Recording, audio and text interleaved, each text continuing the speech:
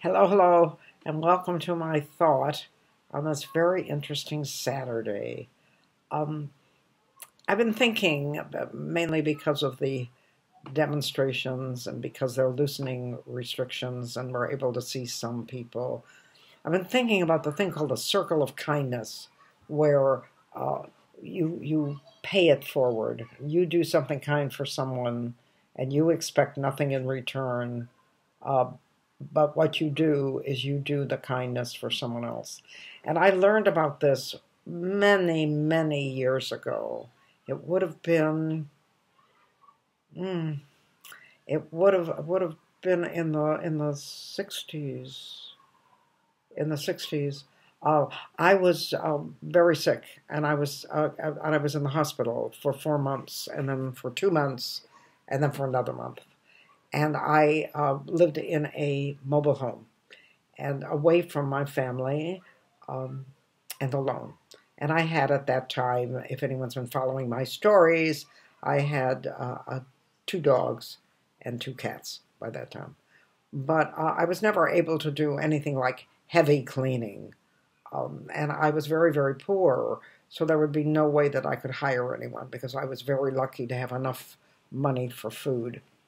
And one day, uh, I looked out my window, and one of my neighbors was washing the windows of my mobile home.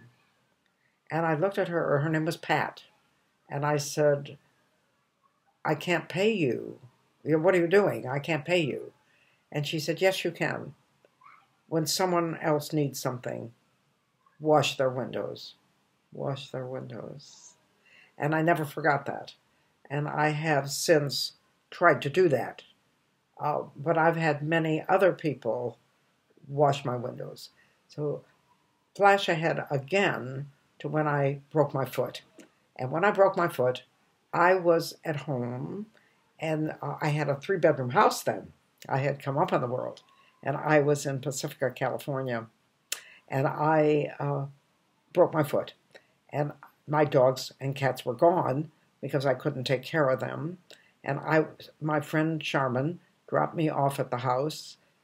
I was in a wheelchair, and I couldn't take care of myself. I didn't know what I was going to do. And my friend Charmin came over and cooked me dinner. And together we figured out a way that I could get into the bathroom and take a bath. My friend Leo did that one where I sat on a chair on the outside of the bathtub and moved over to a chair on the inside of the bathtub. That's how I did that. But there was no way that I could cook because I had a motorbike. I had not a motorbike, but a bike that I rested my knee on. And there's no way that I could stand on one foot and carry a dish full of food. And I never asked anyone, just as I never asked Pat. But a woman came all the way from Oakland. If you're from the Bay Area, some of you who follow this are, all the way to Pacifica, which is miserable because the traffic is disgusting. There's a bridge fee, and the bridges at that time was bumper to bumper. She came over out of nowhere. I don't even know how she knew about this. And she cooked me meals. She would go shopping, bring food, cook me meals, put them in the refrigerator in microwavable containers, and then and she did that for 8 weeks. She came over 3 times a week, and she cooked me food. And I said, "Why are you doing this?" Because I hardly knew her. Her name was Gina. I hardly knew her, and she said, "I'm doing it because when I broke my foot, my leg, somebody did that for me," which is paying it forward. And then her partner, whose name was Dottie Lux, did a fundraiser so that I could have special orthopedic shoes. Um, Now we're in lockdown. And at first, I was not able to go shopping. And I still am hesitant to go into supermarkets. And people I didn't know came to my door and said, "We will do your shopping for you." And now, of course, we're friends. So it's paying forward. And in this time particularly, where we're desperately afraid of strangers, we're desperately afraid of new people. It's time for everyone to stop and think, who has done something wonderful for me?